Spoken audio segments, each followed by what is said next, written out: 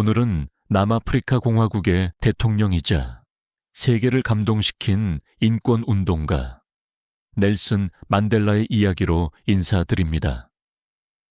그는 오랜 투옥과 고통 속에서도 분노가 아닌 용서를 선택한 사람입니다. 그리고 그 삶은 노년에 접어든 우리가 어떻게 품위 있게 늙어갈 수 있는지를 말없이 보여주는 한 권의 인생 책과도 같습니다. 만델라는 1918년 남아프리카 공화국의 트란스카이에서 태어났습니다. 그의 본명은 롤리흘랄라 넬슨 만델라였고 소속 부족의 전통에 따라 왕가의 피를 잇는 집안에서 자랐습니다. 어릴 적부터 그는 공동체의 삶과 전통 속에서 자랐지만 서구식 교육을 받으며 점차 식민 지배의 불합리함을 자각하게 됩니다. 그는 요하네스버그로 이주한 뒤 남아공 최초의 흑인 법대인 포트 헤어 대학교와 위트워터스랜드 대학교에서 법학을 공부하게 되지요. 1914년 그는 아프리카 민족회의, 즉 ANC라는 정치단체에 가입합니다. 이 단체는 흑인의 권리를 되찾기 위해 설립된 조직으로 만델라는 이곳에서 활동하며 차별에 반대하는 연설과 조직 활동을 이어갑니다. 1948년 남아프리카 공화국에는 악명 높은 아파르트헤이트 정책이 시작됩니다.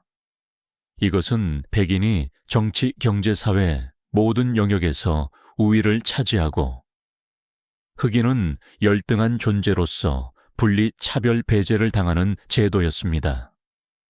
흑인은 백인이 사는 지역에 거주할 수 없었고 결혼도 금지되었으며 공공장소에서도 흑백이 나뉘었으며 심지어 흑인은 자국민임에도 불구하고 국민으로서의 투표권조차 없었습니다.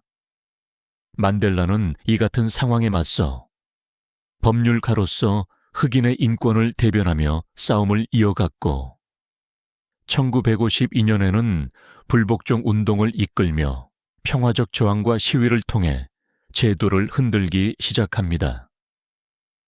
그러나 남아공 정부는 그를 위험인물로 규정하고 끊임없이 체포와 감시를 이어갔습니다. 결국 1960년 ANC가 무장투쟁 노선을 일부 수용하게 되면서 만델라는 조직에 비밀 지부를 이끌며 해외 지원을 요청하게 됩니다. 하지만 1962년 그는 반역죄와 폭력 선동 혐의로 체포되었고 1964년 남아프리카 공화국 법원은 그에게 종신형을 선고하게 됩니다. 그가 수감된 곳은 악명 높은 로벤섬, 그곳은 바다 한가운데 외딴 감옥으로 지독한 노동과 격리된 생활이 이어지는 곳이었습니다. 넬슨 만델라는 그곳에서 무려 27년, 1962년부터 1990년까지 청춘과 중년, 그리고 노년의 경계까지를 차가운 벽 안에서 보내야 했습니다. 그는 가족도, 정치도, 사회도 모든 것에서 단절된 차에 갇혀 있었지만 그의 내면은 결코 무너지지 않았습니다. 그는 매일 바위를 깨는 노동을 하며 한편으론 자아와 국가, 자유에 대해 깊이 사유했습니다. 그는 말했습니다. 나는 내 분노를 증오로 키우지 않았다. 그 감정을 품위로 다스렸다. 억울함은 사색으로 견뎠고 절망은 희망으로 바꾸었다. 그 오랜 시간 동안 그는 단 한 번도 복수를 말하지 않았습니다. 그에게 감옥은 육체의 감금이었을지 몰라도 정신은 오히려 더 단단해졌습니다. 그는 감옥 안에서 자서전을 쓰고 젊은 수감자들을 교육하며 자신을 지도자가 아닌 국가의 양심으로 만들어갔습니다. 그리하여 1990년 드디어 그는 풀려납니다. 그리고 이후의 이야기는 세계가 모두 알고 있는 품위와 용서, 화해의 서사가 이어지게 됩니다. 석방 이후 만델라는 갈등을 부추기지 않았습니다. 오히려 백인 정권과의 대화를 시도했고 흑인과 백인이 함께 사는 남아프리카 공화국을 꿈꾸었습니다. 1994년 그는 남아공 최초의 흑인 대통령으로 당선됩니다. 그리고 무엇보다 놀라운 건 그가 권력을 쥐고도 단 한 번도 보복하지 않았다는 사실입니다. 그는 진실과 화해위원회를 설립해 과거의 인권 침해를 고발하게 하되 복수가 아닌 용서와 치유로 나아가게 했습니다. 그는 대통령 임기 단 한 번만 마치고 자발적으로 권좌에서 물러났습니다. 그 이후의 삶은 명예와 조용함 속에서 이어졌고 국제평화상과 노벨평화상을 수상하며 그는 살아있는 양심으로 불리게 됩니다. 만델라는 말년에 에이즈 퇴치와 아동 인권 운동에도 헌신했습니다. 그는 2013년 95세의 나이로 생을 마감했지만 그가 남긴 유산은 지금도 수많은 사람들에게 존엄과 용서 그리고 희망을 말해주고 있습니다.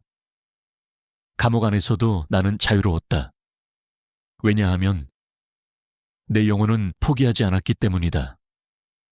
그 말 한마디에 진짜 자유의 의미가 담겨 있었습니다.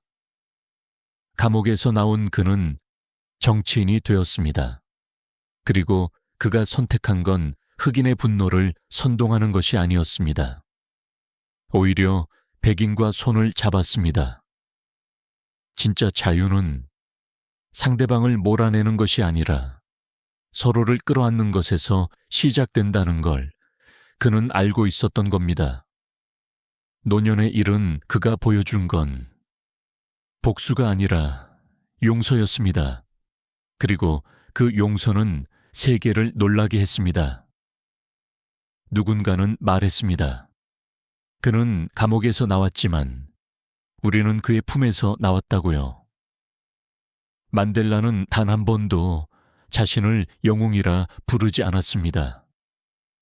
그는 항상 나는 그저 긴 여정을 걷고 있을 뿐이라고 말했습니다. 그리고 인생의 언덕을 넘을 때마다 잠시 멈춰 뒤를 돌아보고 다시 길을 걸어갔다고요. 그 말은 마치 우리 노년의 모습과도 닮아 있습니다. 지금 우리가 살아가는 하루하루도 어쩌면 그런 여정일지 모릅니다. 이제는 큰 싸움보다 내 마음 안에 작은 분노를 다스리고 과거를 탓하기보다는 지금 할 수 있는 것에 집중하는 삶. 그것이 어쩌면 우리가 품위 있게 늙는 길이 아닐까요? 넬슨 만델라의 생애는 그 어떤 역사책보다 강렬한 메시지를 담고 있었습니다. 누군가를 이해하려면 먼저 그의 고통을 들어야 한다고 말했던 사람. 진정한 평화는 적의 소멸이 아니라 공존이라는 걸 행동으로 보여준 사람. 그리고 무엇보다 삶의 끝에 다다라서도 마음의 중심을 잃지 않았던 사람. 오늘 그를 떠올리며 우리 삶의 방향도 조금 더 따뜻한 쪽으로 기울어졌으면 합니다. 지금 이 순간 당신의 마음에도 누군가를 이해하려는 작은 용기가 생겼다면 그것만으로도 만델라의 이야기는 우리에게 충분한 의미를 갖는 것이겠지요. 오늘은 만델라를 통해 용서와 헌신에 대해 알아보았습니다.